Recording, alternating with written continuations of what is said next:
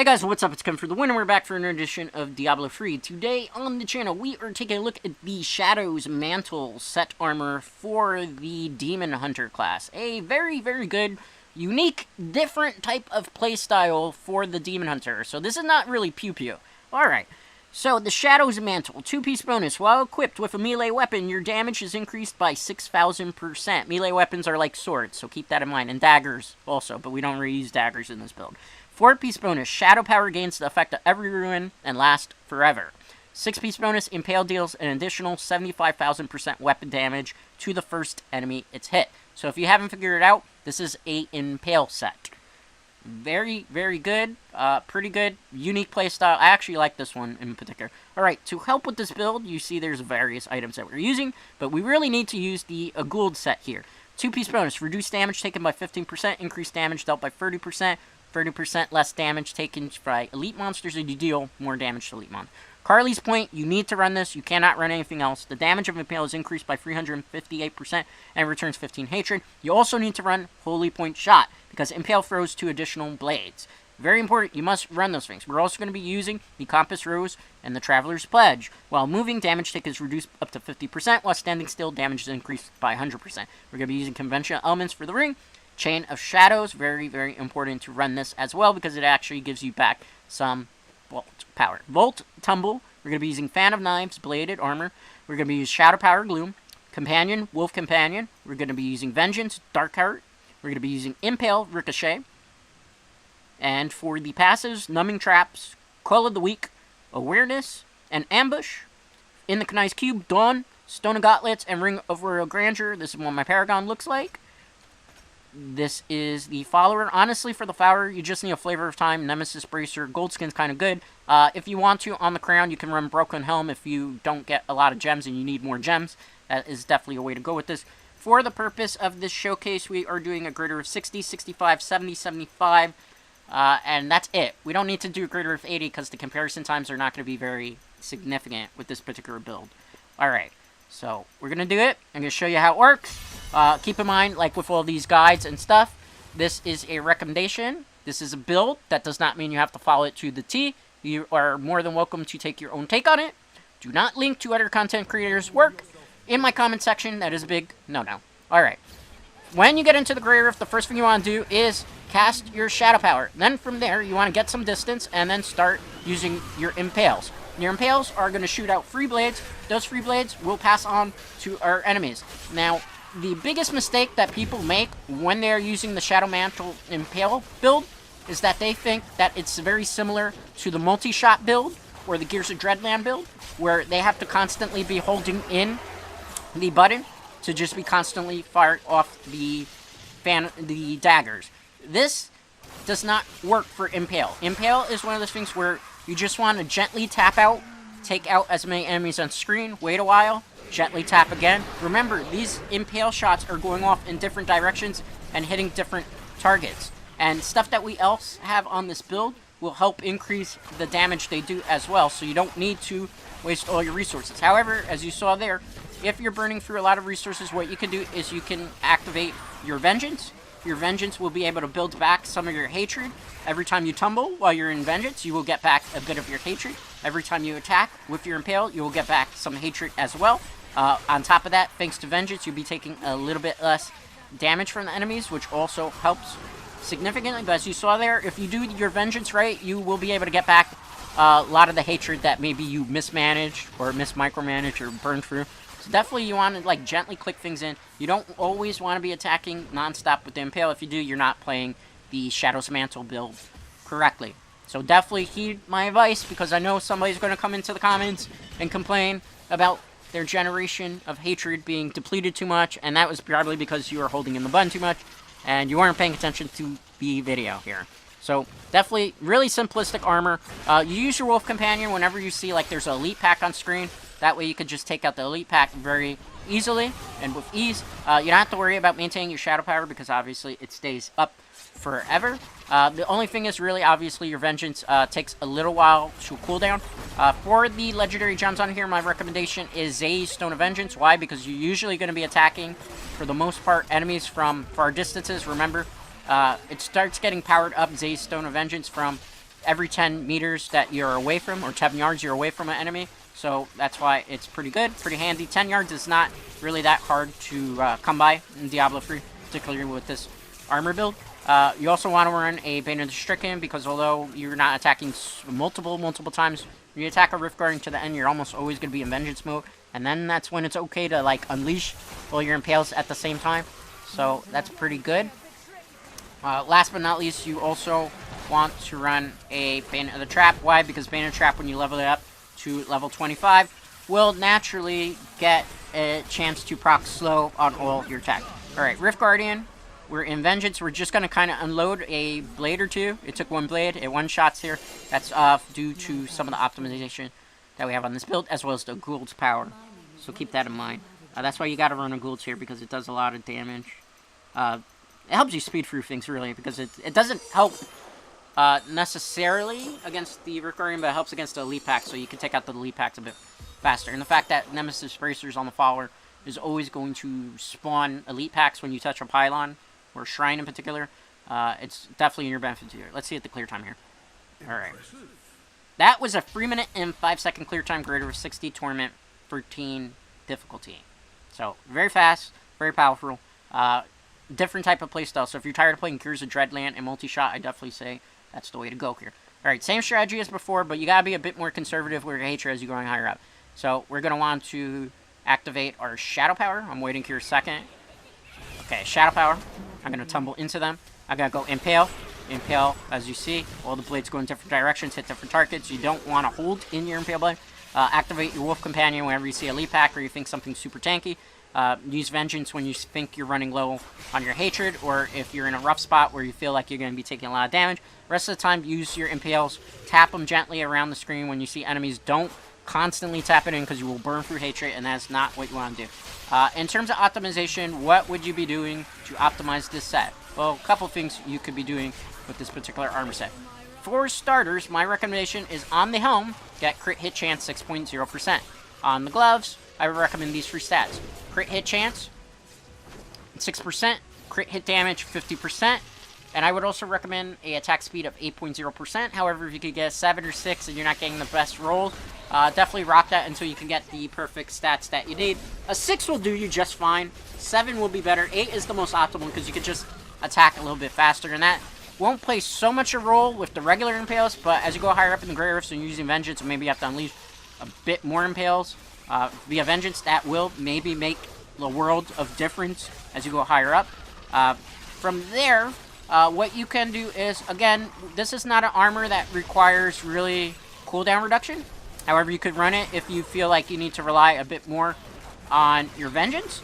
So you could, in theory, get cooldown reduction 8.0% wherever possible. Cost reduction would be a bit more handy here. I would say is one of the things you would preferably want to focus on, because if you spend less cost resources chucking your Impales, you will have more hatred, which means you will run into less problems where, case in point here, you are running low on hatred. So definitely cost, I would say resource cost reduction 8.0% wherever possible, and then focus on cooldown reduction. Obviously you want the maximum dexterity that you could possibly get on every armor piece as well. However, you also want on your armor pieces 15% impale damage wherever possible. The more power-ups that you could do to Impale, because remember that is your primary and really only source of damage on this particular build, the better. So 15% on Impale wherever possible, and you should be able to wreck things generally with ease. One of the things that also helps with this build is that the Nemesis Bracer and the Flavor Time on your follower. So I can't stress enough, optimizing your follower with at least those 2 things will be able to shave off significantly high clear times on your things. Okay, Rift Guardian, Vengeance, and then we just unload on him with Impale. Usually 1 or 2 shots will take him out in this tournament. As you go higher up, it's going to take more damage to do the deed. However, that's where Bane and Stricken comes in handy here. Further optimization, obviously, after you got the rolls and the stats and the cooldowns where you need it, I would recommend all your pieces be Ancient Legendary or Primate Ancient Legendary rarity. The reason for this is you're going to need to augment your armor to be able to get the high rates of the rifts going. Alright, that was clear. 2 minute and 54 second, greater of 65, torment 14 difficulty. We're going to do greater of 70. Pretty much the same strategy as before. When you get into the rift, cast your shadow power as soon as you have a moment. Then you want to impale. You unleash your impales, tapping it around enemies that you see. Don't use it up too much. Anytime that you see enemies are not tanking your hits, use your wolf companion. That way you can do an increased amount of damage. If you see you run low on resources or enemies very tanky, or you're going to take a lot of damage, activate your vengeance, and then, you know, just let off a couple impales, as that will not only build back some of the hatred that you lost, but you will take less damage. Also keep in mind that we're a bit more tanky thanks to stone gauntlets as well that's in the Kanai's cube, so definitely don't overlook the stone gauntlets. Stone gauntlets actually helps you stay a bit more tanky than you would naturally be with this particular build. So definitely keep that in mind. Subsequently, another thing that you definitely need to do is augment your armor with gems that are, I would recommend in the beginning level 80 or higher, and then I would recommend overriding them, because you can always override augmentation with another gem feature. It's just that you have to waste the gem and you have to do your leveling again. But preferably, to get the full extent of the power of this armor, you need to augment every piece of the armor with legendary gems that are 100 plus level. That way you can get the full stats of the augmentation and be able to do a lot more damage. More Paragon that you have obviously helps also in regards to speeding and clear times and pushing and whatnot. In terms of where this armor really is going to cap out for you, that really depends on your particular playstyle. It also depends on your skill level and the amount of Paragon you have. People that are fully optimized, have the stat distribution right, have followed the guide and know exactly how to attack, and the damage rotations and when to dodge and everything of the sort, and can play the armor effectively, you should be able to clear a greater of 135 plus solo. I'm very hesitant to say you could do a 150 solo, because this armor, again, is a push build, and there are situations where you might be burning through hatred quicker than you can actually deal and dish out damage and regenerate it. Because remember, unlike a lot of armors that we use, this one does not have a primary resource generator, and there is really no room on this particular armor set, because it's basically trying to be a push speed type of variation, to put a resource generator. And really wouldn't do too much, because we are using, again, a melee weapon. So it's kind of a mixed bag there, which is why we don't particularly do that. So definitely augment your armor as soon as possible. Most people with skill 135 plus, and a group of 4 that know that what they're doing, full optimization in their armors. Skill level very dependent on it. You should, with this armor and a good group of 3, be able to curb stomp Greater Rift 150s if you all know what you're doing. Again, it's a matter of what type of player you are, how much you invest in it. Now, if you're playing this for your seasonal journey, let's say you are tired of using the seasonal journey armor for the Demon Hunter, which is Natalia, which I could definitely understand because Natalia is a bad armor. What would you do in terms of getting the parts that you need? Alright, well, for starters, I recommend doing a lot of bounties. The reason I recommend doing a lot of bounties is because the gold plans usually only drop from caches. Goblin caches and Tyrio caches is where you can get the plants to drop. Particularly, I think you have a higher chance of getting them from the goblins. So, the more bounties you do, the more goblins you have a potential of running into. The more bounties you do, the more Tyrio caches you have access to as well, which means you will have a lot of chance to get the plants for your golds that you're going to need to do the type of damage that you're seeing on screen. Furthermore, when you're doing those bounties, you're going to get a lot of blood shards you need. You're going to get a lot of the Kanai's Cube materials you need to extract legendary powers that you're going to need for the Kanai's Cube. So you cover a lot of bases all in the same type of run. Now, for the Carly's Point weapon, this is one of those weapons that doesn't drop a lot in Greater Rift, Nephilim Rift, and bounty hunting runs. So this is one of the few times I'm going to tell you to, instead of just farming through Greater Rift to get the weapon, there are only 2 swords that drop, really, for the Demon Hunter. So it's the Green Fan, and then it's Carly's Point. So my recommendation is that you buy a lot of the rare swords, and then you just use the Kanai's Cube option to upgrade rare to Ancient Legendary or Legendary. And within a couple of rolls that you do, you will get the Carly's Point. You might not get the rare Carly's Point, or Ancient Legendary version of Carly's Point, but you will get a Carly's Point, which will make your life very easy. The only problem is, obviously, you're going to need a lot of death breath, so it means you're probably going to spend a lot of time in bounties anyway, and Nephilim Rift, but you will get the end result a lot quicker. Carly's Point is one of those weird weapons that's kind of like Faithful Memory for the Crusader, where it just does not drop very frequently during play sessions, which is quite unfortunate. Now, as you can see here, we are in Greater Rift 70 difficulty, which is Torment 15. As you see, enemies are taking more hits. This is where standing back and letting use Stone of Vengeance in conjunction with Bane of Stricken and your Bane of the Trap will be very, very helpful for completing this Greater Rift without taking unnecessary deaths. So definitely keep that in mind.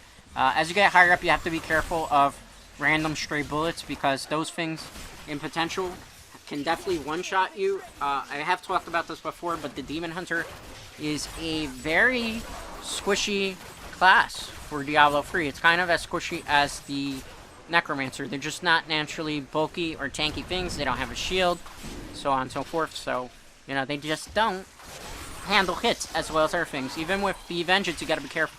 So definitely, another thing that you can do is when you feel like you're in danger and you don't want to use your Vengeance, you can use your Volt, because it's tumble, and you tumble out of the way and dodge. I don't really have to dodge because, again, I have the Stone Gauntlets, so I can mitigate a lot of the damage I take before I take fatal damage. And then on top of that, also remember, I have my passives, which work in tandem with everything. So, you know, that's another reason why. As you can see, it definitely, as you get higher up, it starts evolving where it's no longer speeding through thing, it's starting to push. Common misconception is that Impale Shadowhunter is a speed farm build. No. It starts in low ones as speed farming, but eventually it evolves and works its way to more of a push build where it's slow and steady, where the goal is not to get super high clear time, but instead to just get the Greater Rift at a high level completed as best as possible. That's basically what push builds are in particular. Now, in terms of tier list goes, in terms of this armor, well, obviously the S tier armor for the Demon Hunter is still Gears of Dreadland. Nothing really comes too close, for the exception of the Unhallowed Essence build, which is a multi-shot build. Both armors very, very high tier in power. One's S tier, the other one's like high tier to S tier potential. If you're interested in Pew Pew and Spin to Win playstyles, I recommend checking out the videos I already have available in the playlist for Season 24 of Diablo for those particular armor sets, as you can find all of my videos there for previous content. I definitely recommend those armors if you're trying to get the high leaderboard placement. If you're not trying to get high leaderboard placement, you're just trying to push and just get the highest Greater Rift possible. Shadow Impale is a pretty good build. I still feel like Gears of Dreadland just kind of ends all to be all, and then Unhallowed Essence is really fun. I had a lot of fun playing Unhallowed Essence because I like the pew pew type performance. Then I would say Shadow Impale comes high to mid tier. Then obviously Marauders next. After Marauder, it's Natalia. Natalia's F tier. Like I say, if you're playing seasonal character, get out your Natalia as soon as possible. If you see this drop before Gears of Dreadland, use it.